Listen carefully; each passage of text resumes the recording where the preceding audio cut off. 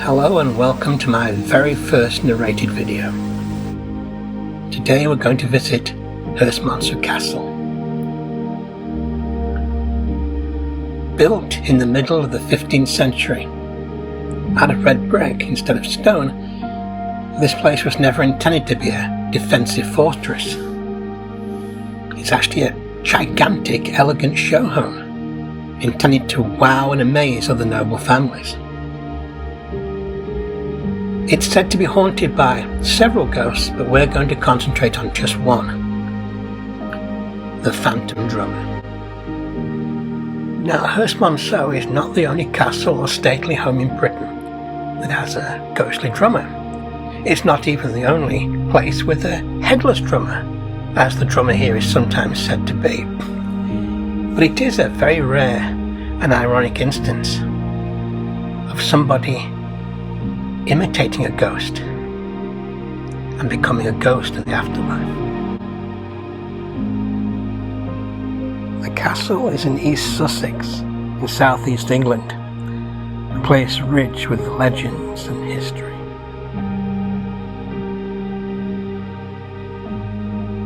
In 1541, Lord Dacre, head of the Fiennes family, owner of Herstmonceux Castle, was falsely convicted of murder by a court that was manipulated by King Henry VIIIth.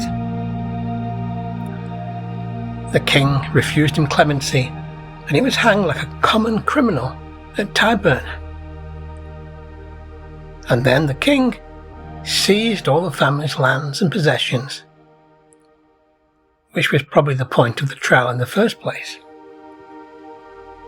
Later, during the reign of his daughter, Elizabeth I, the Fiennes family were restored to these holdings. However, as centuries and generations passed, the castle's fortunes declined. By 1777, the castle had been stripped of its furniture, wooden panelling, staircases, doors, even its interior walls, and it was left to become a picturesque ruin. In the 20th century, the castle was painstakingly restored by later owners, but everything inside it has been salvaged from a number of now defunct stately homes. In the last quarter of the 18th century, it is said that smugglers began to use the remaining ruins of Herstmonceux Castle as a base of operations and storage facilities for their illicit goods. Not content with driving away local busybodies with threats and actual acts of violence, they resorted to playing ghost. At some stage, they apparently had a very tall man, said to be 9 feet tall, though that's probably an exaggeration, dressed as a drummer and beating his drum on the remaining castle walls. At some stage, the drummer was played by a boy. And legend has it that in order to make him appear more like an apparition, he was coated with luminous chemicals. And sadly, the toxic effect of those chemicals eventually killed him,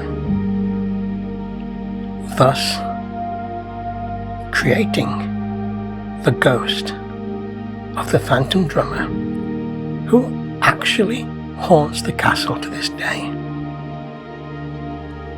From the Victorian era to the 1920s, the ruined castle became a popular destination for day trippers, hikers, cyclists, artists and photographers.